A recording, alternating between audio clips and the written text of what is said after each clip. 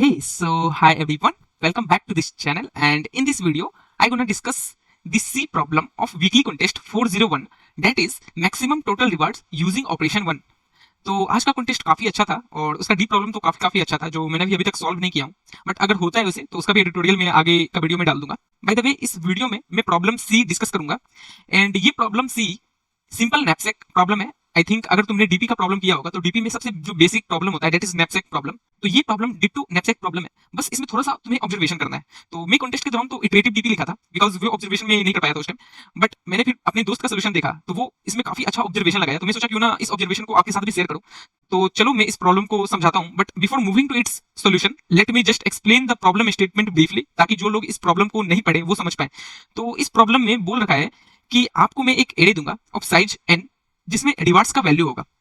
तो ये given array 16432 आपको दिया रहेगा और आपको क्या करना है कि इसमें से कोई सा एक सब सीक्वेंस चूज करना है। किसी भी ऑर्डर में आप चूज कर सकते हैं सब सीक्वेंस, मतलब सब सीक्वेंस तो जनरली ये होता है कि हम फर्स्ट इंडेक्स लेंगे फिर कोई सा भी इंडेक्स लेंगे, बट आप किसी भी ऑर्डर में ले सकते हैं। फॉर एग्जांपल अगर यहाँ देखा जाए तो ये जो सब सीक्वेंस का ऑर्डर लिया है तो इंडेक्स 0 को पहले लिया है जिसमें 1 है, फिर इंडेक्स 2 को लिया है जिसमें 4 है, फिर फाइनली इंडेक्स 1 को लिया है जिसमें 6 है। तो ये बोल रहा है आप कोई सा भी एक इररिलेवेंट ऑर्डर में सब सीक्वेंस चूज कीजिए सच दैट कि उसका प्रीफिक्स सम करंट वैल्यू से बड़ा हो। फॉर एग्जांपल यहाँ पे अभी प्रीफिक्स सम 1 है, फिर यहाँ पे नेक्स्ट एलिमेंट पे आते हैं तो प्रीफिक्स सम पहले क्या था 1 and this 4 is greater then 1, तो ये ऑर्डर सही है। तो अब प्रीफिक्स सम तुम्हारा बना 5। Now next element is 6 and this 6 is greater than the prefix sum that is 5, तो ये ऑर्डर सही है। तो मतलब तुमको जो टोटल प्रीफिक्स सम का वैल्यू आएगा तो अब क्या आएगा 5 + 6 11। तो फाइनली जो टोटल प्रीफिक्स सम का वैल्यू आएगा वो तुम्हें प्रिंट करना है, तो दैट इज 11 और ये तुम्हें आउटपुट करना है finally. So this was the problem statement. अब हम डिस्कस करेंगे कि तुम इस टाइप का प्रॉब्लम को कैसे सोचोगे and how you will gonna think DP solution, और उस डीपी सॉल्यूशन को तुम एक नैपसैक प्रॉब्लम में कैसे लाओगे इस पे भी डिस्कस करेंगे, that is take not take problem में कैसे लाओगे। So let's move to its solution. So to make you understand this problem I have took one simple test case जो कि तुम्हारा सेकंड टेस्ट केस था। तो उसमें तुम्हारा रिवार्ड्स का वैल्यू जो दिया हुआ था वो था 16432, ठीक है। अब इसमें से तुमको कोई एक ऐसा सब सीक्वेंस चूज करना है और उसको फिर रीऑर्डर करके तुमको बताना है कि वो गिवन कंडीशन सेटिस्फाई कर रहा है कि नहीं। गिवन कंडीशन क्या था कि तुम्हारा जो करंट एलिमेंट है वो प्रीफिक्स सम से बड़ा होना चाहिए और फाइनली तुमको सारा का सम रिटर्न करना है। Is it clear?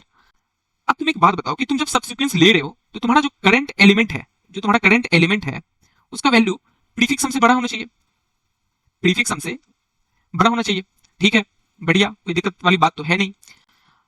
तो करंट एलिमेंट प्रीफिक्स सम से बड़ा होना चाहिए, तो जब भी तुमको ये चीज दिखे कि current element is greater than prefix sum means कुछ भी बड़ा हो, तो पहले तुम गिवन एरे को सॉर्ट कर लो। और मैंने बहुत बार लीड कोड का प्रॉब्लम देखा हूं जिसमें सबसे पहले तुमको गिवन एरे को सॉर्ट करना पड़ेगा। क्यों करना पड़ेगा? क्योंकि तुम्हारा करंट एलिमेंट प्रीफिक्स सम से बड़ा होना चाहिए हर बार। तो वो कब बड़ा होगा? जब तुम खुद सॉर्टेड हो। तो हमको एक चीज तो दिखा कि ये जो एरे है इसे हम सॉर्ट कर लेंगे, तो ठीक है, इसे सॉर्ट करते हैं। तो सॉर्ट करने पे तुम्हारा जो नया रिवार्ड वाला एरे बनेगा आर डैश वो कुछ इस प्रकार होगा, दैट इज 1 2 3 4 6। चलो यहां तक समझ में आती है बात? अच्छा, बढ़िया है। अब मेरे को एक बात बताओ कि तुम्हारे पास n का कांस्टेंट्स इस प्रॉब्लम में क्या था? तो तुम्हारे पास n था लेस देन इक्वल टू 2000 और तुम्हारा रिवार्ड्स का जो वैल्यू था r ऑफ i वो भी लेस देन इक्वल टू 2000 था, ठीक है, यहां तक कोई दिक्कत वाली बात नहीं है। तो इससे तुम क्या समझते हो? इससे हम ये समझते हैं कि मेरा अगर एरे दिया हुआ है a1 a2 a3 a4 a5, तो मेरा जो लास्ट का जो वैल्यू होगा सॉर्ट करने के बाद, अगर मान लो हम इसको सॉर्ट कर देते हैं तो सॉर्ट करने के बाद ये a1 is less than equal to a2 a2 less than equal to a3 a3 less than equal to a4 and finally a4 is less than equal to a5 बनेगा। तो ये जो a5 का वैल्यू होगा वो ज्यादा से ज्यादा 2000 होगा। यहां तक भी कोई दिक्कत वाली बात नहीं है। अब बोल रहा है कि तुमको ऐसा सब सीक्वेंस चूज करना है जिसका prefix sum less than current element होना चाहिए। अब तुम खुद सोचो कि तुम्हारा लास्ट एलिमेंट मैक्सिमम 2000 जाएगा, तो मतलब तुम्हारा प्रीफिक्स सम अगर तुम इस 2000 को लेते हो तो तुम्हारा मैक्सिमम प्रीफिक्स सम जो है उसका वैल्यू लेस देन 2000 होना चाहिए। अगर हम इस करंट एलिमेंट को लेते हैं तो मैक्सिमम प्रीफिक्स सम कितना होना चाहिए तुम्हारा? लेस देन 2000, उससे तो ज्यादा नहीं होना चाहिए। तो अब तुमको इससे कुछ आइडिया लग रहा है कि मेरा अगर प्रीफिक्स सम का वैल्यू 1999 रहा और करंट एलिमेंट मेरा 2000 रहा, तो हम गिवन करंट एलिमेंट को हम ले सकते हैं, ठीक है। और अगर हम इस करंट एलिमेंट को ले लिए तो तुम्हारा टोटल सम क्या बन जाएगा? 3999। अब क्योंकि तुम्हारा प्रीफिक्स सम एक्सीड कर रहा है 2000 से, तो तुम अब कोई सा भी एलिमेंट एरे में नहीं ले सकते हो। इस बात को तुम गौर से सुनो कि हम क्या बोल रहे हैं कि अगर मान लो करंट एलिमेंट तुम्हारा 2000 है तो प्रीफिक्स सम 2000 से कम होना चाहिए, जो कि हम यहाँ पे बोले हैं प्रीफिक्स सम 2000 से कम होना चाहिए। तो 2000 से कम में सबसे बड़ा वैल्यू क्या आता है? 1999। तो अगर मेरा प्रीफिक्स सम 1999 है और करंट एलिमेंट तुम्हारा 2000 है, तो इन दोनों को अगर हम लेते हैं तो मेरा प्रीफिक्स सम क्या बन जाएगा? 3999। अब क्योंकि मेरा प्रीफिक्स सम 2000 से एक्सीड कर रहा है तो वहीं पे हमको रोकना पड़ेगा ये ऑपरेशन। अब हम कोई सा भी एलिमेंट नहीं ले सकते हैं, कोई सा भी एलिमेंट इसलिए नहीं ले सकते क्योंकि आर आई का वैल्यू तुम्हारा 2000 है। तो अब तुम्हारा ये प्रॉब्लम काफी काफी सिंपल टूट गया है कि नहीं टूट गया, कि तुमको मैक्सिमम प्रीफिक्स सम 3999 तक बनाना है। तो उसमें तुम कौन सा सब सीक्वेंस चूज करोगे? अगर तुम कोई सा भी सब सीक्वेंस चूज करते हो तो उसका तुम फाइनल सम बताओ कि प्रीफिक्स सम का फाइनल मैक्सिमम सम क्या आया। तो ये काफी इजी प्रॉब्लम नहीं हो गया कि तुम्हारे पास मैक्सिमम प्रीफिक्स सम 3999 है और n का वैल्यू तुम्हारे पास लेस देन इक्वल टू 2000 है।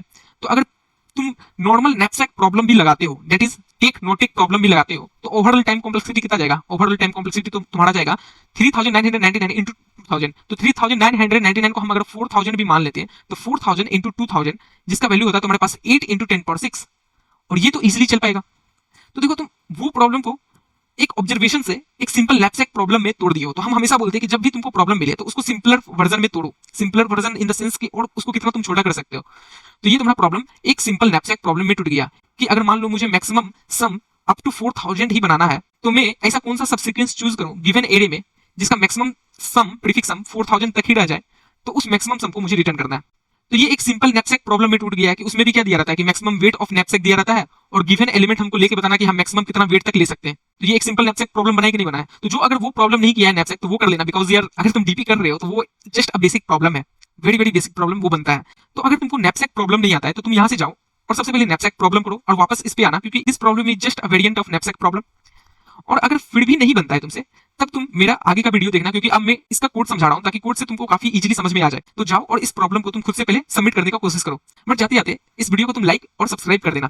सो let's move to it solution. तो ये रहा मेरा सोल्यूशन कि ये तुम्हारा जो रिवार्ड था उसको मैं v से चेंज कर दिया हूं और ये इंट n बता रहा है तुम्हारा वेक्टर v का साइज। फिर फाइनली हम इस वेक्टर को सॉर्ट कर दिए क्योंकि तुमको फाइनली इसे सॉर्ट करना ही पड़ेगा।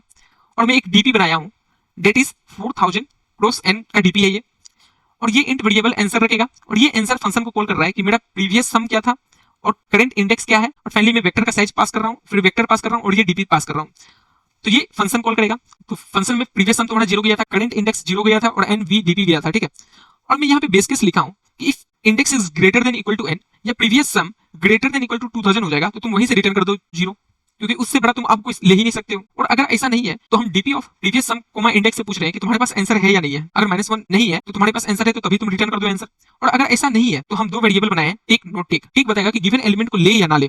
तो टेक के लिए हम क्या किए कि हम देखें कि v of current index is greater than prefix sum, तो इस एलिमेंट को हम ले सकते हैं। तो take is equal to v of index plus function में फिर से पूछ रहे हैं prefix sum plus v of index, क्योंकि इस करंट एलिमेंट को हम ले चुके हैं और इंडेक्स प्लस 1 से आंसर मांग रहे हैं। और वही अगर नॉट टेक करते तो फंक्शन में प्रीफिक्स सम ही भेजते और साथ में इंडेक्स प्लस 1 भेजते और एन वी डीपी भेजते।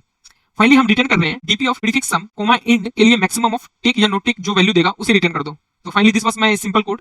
मैं इस कोड को डिस्क्रिप्शन में भी डाल दूंगा। होप करता हूं तो तुम्हें ये सॉल्यूशन समझ में आया होगा। अगर अभी भी कुछ भी डाउट है तो तुम कमेंट सेक्शन में पूछो, मैं श्योरली तुम्हें रिप्लाई करूंगा। So thank you, have a nice day. अगर तुमको ये सॉल्यूशन अच्छा लगा है तो please like it, subscribe it and also share to your friends who have any doubt in this problem. So thank you, have a nice day.